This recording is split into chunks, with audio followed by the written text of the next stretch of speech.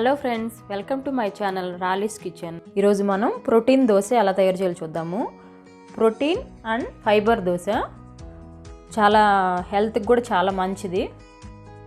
నేను ఒక పావు కప్పు నుంచి చూపిస్తున్నాను. పావు కప్పు అయితే ఒక 3 మెంబర్స్కి సరిపోతుంది దోశ పిండి. మనకి దోశ పిండి ఇడ్లీ పిండి రెడీగా లేదనుకోండి, అలాంటప్పుడు ఈ దోశకి నానేసుకొని పొద్దున్నే దోశ వేసుకోవచ్చు. చాలా ఈజీగా కూడా అయిపోతుంది.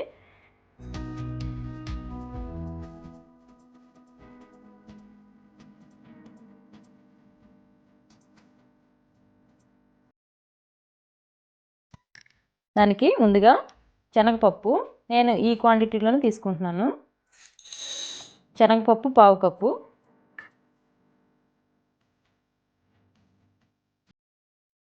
పెసలు పావు కప్పు,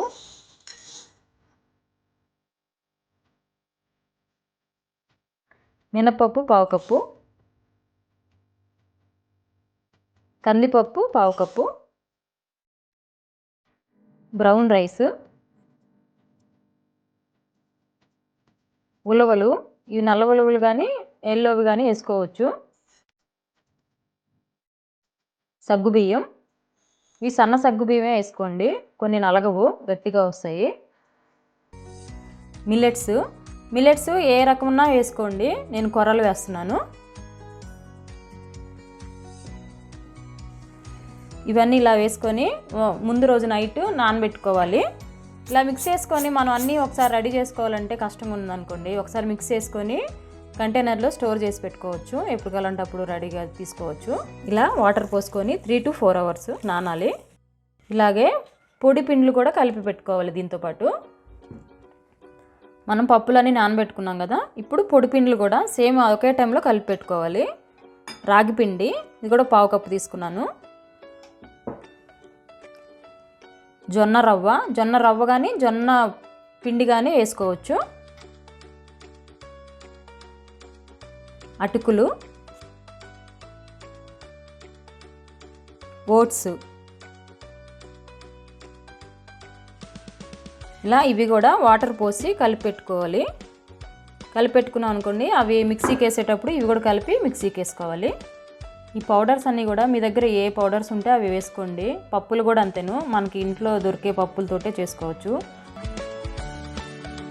ఇలా డ్రై పప్పులన్నీ నానబెట్టుకోవాలి.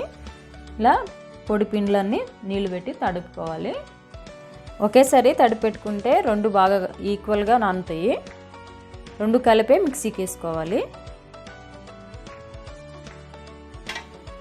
ఇలా 4 to 5 hours నానబెట్టిన తర్వాత ఇవి మిక్సీ జార్లో వేసుకొని మిక్సీ పట్టుకుందాం.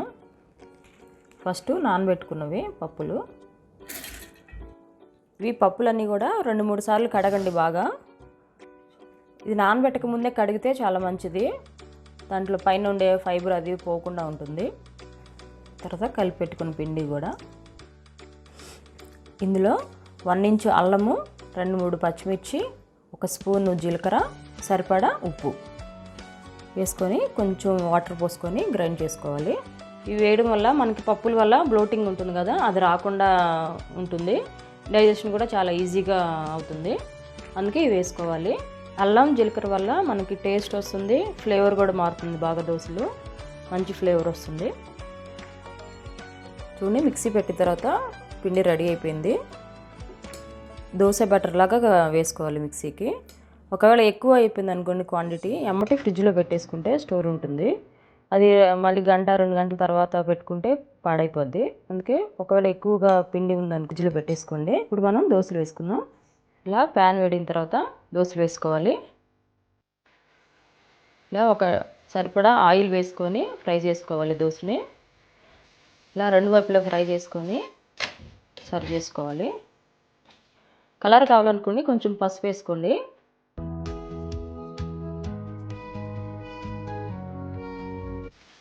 కోకోనట్ ఆయిల్ కానీ సెసమీ ఆయిల్ కానీ వేసుకోండి. గానుగ ఆయిల్ చాలా మంచిది హెల్త్కి కూడా, అది కల్తీ అవి ఉండవు కాబట్టి మన ముందే వేసిస్తారు ఆయిల్స్. స్లోగా ఆ గానుగ ఆయిల్కి షిఫ్ట్ అయిపోవచ్చు, బాగుంటుంది.